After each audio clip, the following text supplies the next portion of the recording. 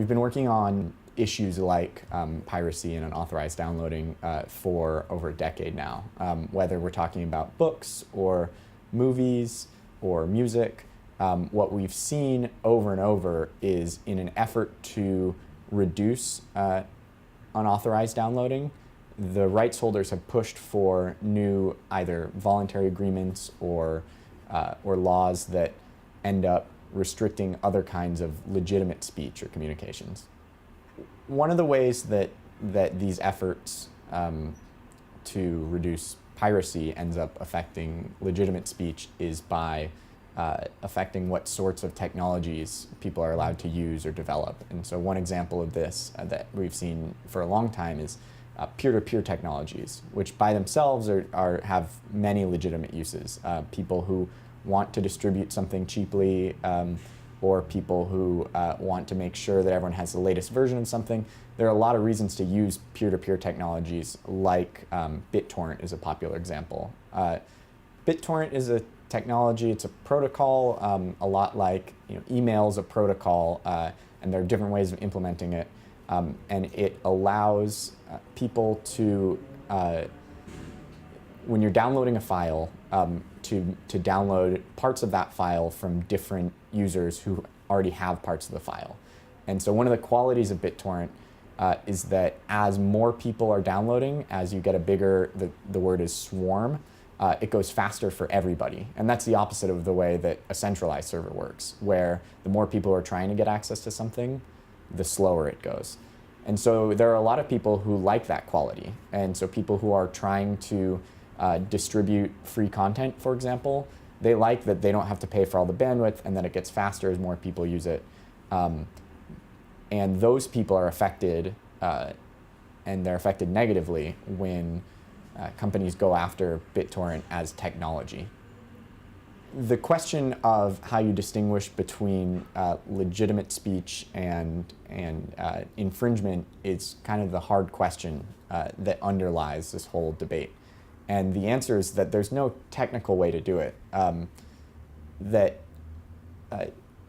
Especially when you account for uses like, maybe I bought a DVD or I bought the hardcover version of a book, but I'm going to be traveling and I don't have the hardcover, and so I want to download a copy. That sort of thing, a lot of people would view as less infringing somehow than just downloading the most recent bestseller because you want to read it. But there's no way to distinguish those technically. And so what we've seen in practice, both with books and with previously with music and with movies, is that companies go after all of it and let it get sorted out afterwards.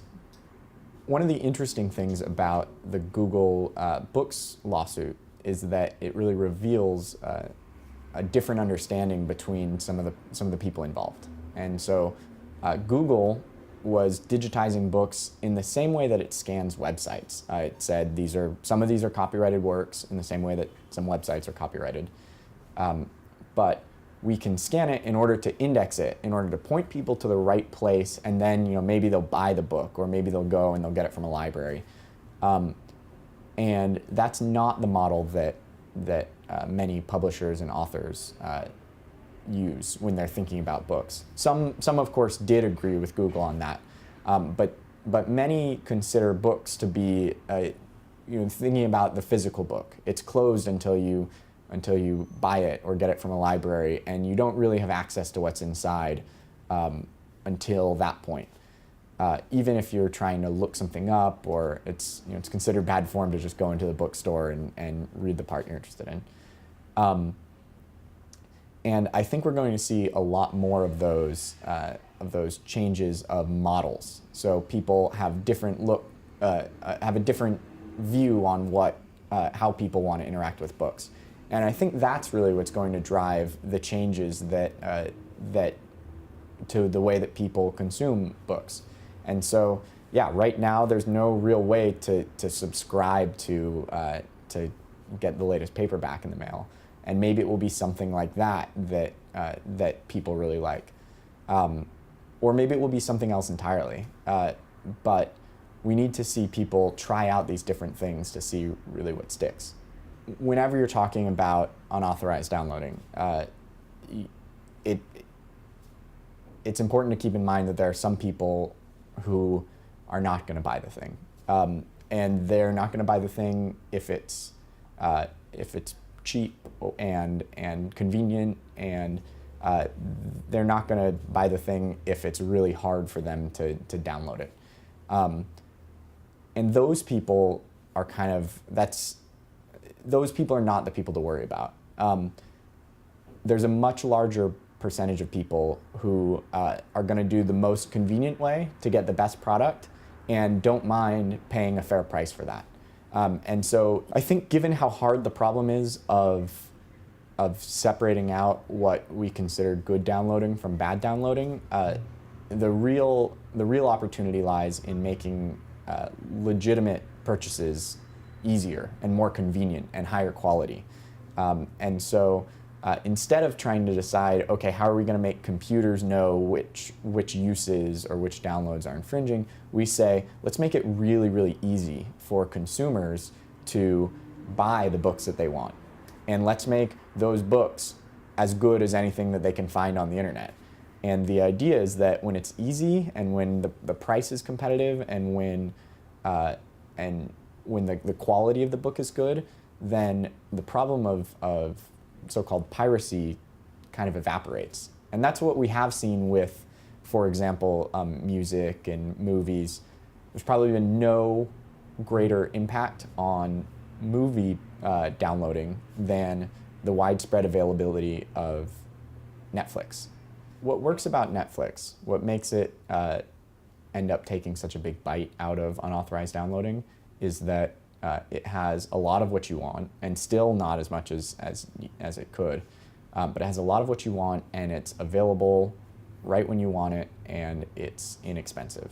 And so you could imagine those same qualities with a little bit of finagling applying to the book market. And I mean, maybe it sounds like a library, but whoever's going to create the next model of what works for books is going to have a lot of appetite for risk. I think we'll see a lot of things not work or only kind of work before we really have realized that something has definitely worked. And so that makes it difficult to imagine that somebody who has a lot invested in the way that things currently work is going to take that risk. You never know, it could happen, but I think we're likely to see it come from somebody who is who's a smaller player. Maybe it's a group of independent authors or self-published authors figure out something and we only realize after it's already been running that it's been successful and that it's kind of obviated the problem of unauthorized downloading. For the vast majority of authors, really more than 90%, you haven't heard of them and I haven't heard of them. They are the biggest threat that they face is that no one will know about their book. And so for those people, it's tempting to focus on, there have been a couple of downloads that maybe weren't authorized, but really for them, obscurity is a much greater threat than piracy. A former EFF employee, and now he's an EFF fellow, is the author Cory Doctorow. Cory Doctorow makes ebooks available on his website and then sells hardcover editions. He does book tours where he sells those hardcovers and signs them, and that's a precious physical good. And he also gets speaking engagements. And so it's not exactly that the same precise combination is going to work for everybody, but the same precise combination has never worked for everybody. You've always had authors who do different things to make money. And he's shown that it's, for him, because he makes ebooks available for free download on his website, piracy is absolutely not a problem for him. And so there are not a lot of authors who have been able to so completely eliminate the problem of piracy. And so I think that if you're thinking about that, looking at his model is instructive. So I think what's important to remember is that what comes next, what ends up displacing both unauthorized downloading and maybe some of what we know to be the market today. It's going to be a lot of different things. There's no reason why the monolith of publishing has to be replaced by a monolith of digital distribution. And so we're going to see a lot of different things work, and it may not look like what we have today, but it will work, and it will end up with people getting paid.